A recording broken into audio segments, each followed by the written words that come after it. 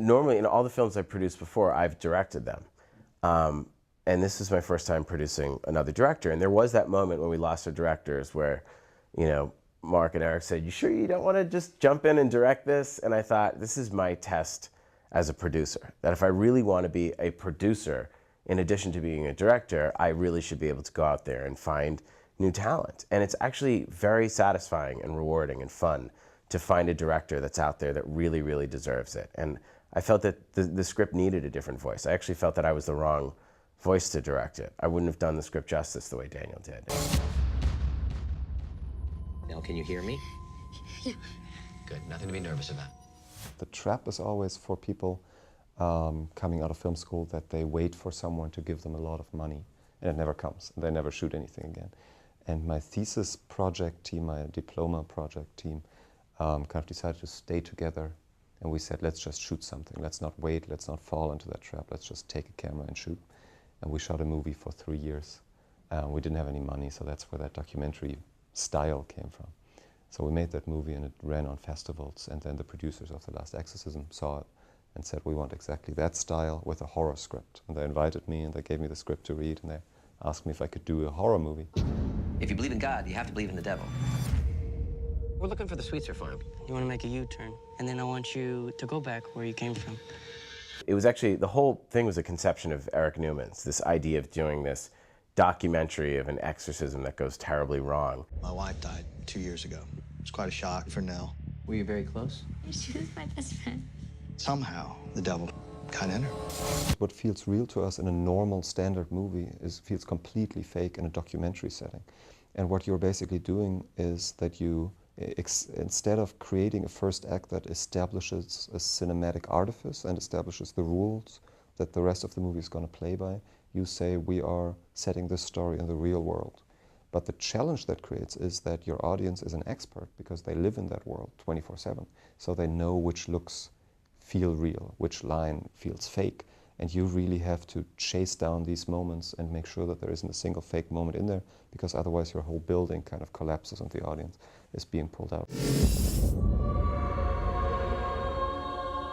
Exorcism is alive and well. The Bible is filled with demons. One of the things we wanted people to know when they saw this movie is that it's not a found footage film. There is a subtle distinction between found footage and documentary. And yeah, even though someone found this footage, it is cut together. There is score. There are titles when people appear. So someone edited this, and we like the discussion of who put this together, who edited this, who is behind this. Mr. Sweetser, how you doing? Cotton Market. I wanted to very consciously not use a lot of blood and not use a lot of violence, but kind of build up that tension and that atmosphere. And it needed a lot of restraint because we had Greg Nicotero on set, who is a multi-Oscar winning special effect man, and his people with the blood pump and all that. And they would go like, if you need an exploding head, we'll give you an exploding head. And it's so tempting to just go, let's go crazy, let's just have that head explode. But that's not what this movie was about. This movie was about psychology, and the script was always about internal stuff and about the question whether this girl is crazy or possessed. So you couldn't really give that away. You couldn't have her levitate in the middle of the movie and her head spin around or anything like that. So it was important to kind of refrain from that. And I think what that does is that it makes the bloody moments in the film much more gruesome. When I met William Friedkin, I told him The Exorcist was my favorite horror movie. He said, we didn't make a horror movie, we made a drama. It just happened to be a horrific story. And that was exactly how we approached the script and how we approached making this film. It's not about a scare every 5 minutes. It's about, you know, really, really getting to know these people before horrible things happen to them. And that's something that I've always tried to infuse in my films, in Cabin Fever and both Hostel films. You know, you actually almost bore the audience a bit. We have to engage them, but they start to first get frustrated, and then what happens is they think, okay, if we're 30, 35, 40 minutes into the movie and the director has not scared me yet, then they must really have something up their sleeve for the last 15 minutes of this movie, and they start to dread what's coming next. And it actually starts to build up tension by not scaring them. And you know, I think that Daniel did such a great job of getting people so involved that by the end of the film, when people are, you know, getting chopped up and decapitated and burned, people get very upset because they're very invested in these characters and emotionally attached to them. Please, go, go! I don't really care if someone is getting cut into pieces if I don't love that person. But if I love that person, it gets really, really horrific. So we're doing the same there, and we were doing a lot of takes. We're doing 30 takes if necessary. And what that does is the actor is kind of trained to arrive on set with an idea about a certain scene. He has read the scene and he goes like, this is what I want to try.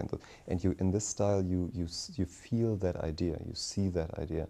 So you need a couple of takes to get that out. And when the actor says, I've given you everything I have no idea what else to do. I know now it's getting good, you know? And that works for like 10 takes, and then you get a couple of good takes. Then at take 20, something sets in that's really, really valuable, which is exhaustion. No! And then around take 30, you get rage and anger and despair, because they really have no idea anymore and they think they're being tortured. And all that shows on their faces as something very subtle, but a tension that I think you can't act, you kind of have to create on set. And in the end, they're on board with you and they know why you're doing what you're doing. Where is Nell? In the fire. When I watch the movie now, you can't imagine anyone else in these roles. You know, and it took a long time to get there. I mean, I remember telling him, we all said, the producer said that Cotton was going to be the tough role, and he thought it would be Nell. And Ashley Bell came in, and she was the second one to audition, and she had it.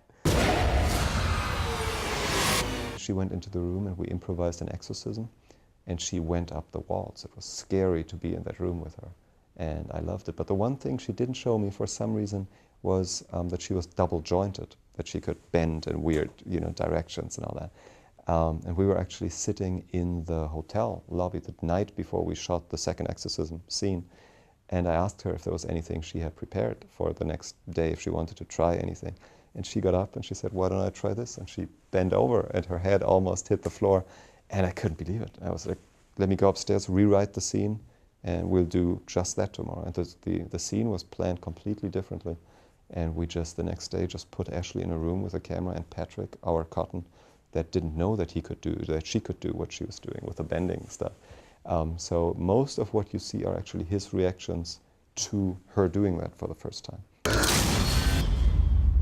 But Patrick Fabian, I mean, Daniel went through hundreds of actors before he found him and made them do sermons and really, really worked. And it was the kind of thing where if we didn't have that role, you can't just say, all right, just pick the best one you got, we got to start shooting. Like, you'd have to push the shoot. And he did this amazing 8-minute long sermon that blew me away, but it was a little bit too long, so I asked him to kind of cut it in half. And I thought that he would take out content, but he left everything in and just talked twice as fast. And I was sitting there and I thought, I have no idea what you're saying because my brain can't process, you know, all the stuff you're giving me. But the energy that came across was such that you wanted to stand up and cheer and say, hallelujah, whatever you just said, let's do it.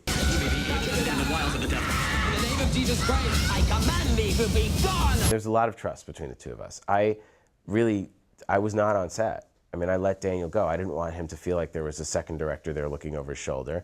And it was such an intimate set, I didn't want to interrupt the vibe. I was watching the dailies every day and making notes and comments. If you can't save my daughter's soul, I will. You should be compelled to leave this girl. But I really, you know, got much more involved in the editing room with him. You know, it's hard enough to cut a scary scene anyways, let alone in the documentary style. And you can cut a scene 100 different ways and it's still not scary. And you bang your head against the wall going, I don't understand what happened. We wrote it scary. On set it was scary. It seemed like it's just not scary. What is throwing it off? And I've been down that road before, so I could say, I know, it's not this scene. It's that you're giving it away 2 scenes before. Let's take this dramatic beat out, and now let's insert that moment there. And it's like, oh yeah. It's eerie to take something like that on and work with like a master like Eli Roth, you know, who has made all these very successful movies, and suddenly you kind of have to keep up with that and the expectation, and suddenly you're in the spotlight and it's Eli Roth's new project, who's the director, you know. So there was a lot of pressure, and they did hand me a piece of paper that had all the territories that the movie had already been sold to on it, and that was the day before the first shooting day. And I was like, it's been sold to Russia and Mongolia and, you know, all over the world, and I haven't even shot a single frame yet. So that kind of added to the pressure, but it was fun.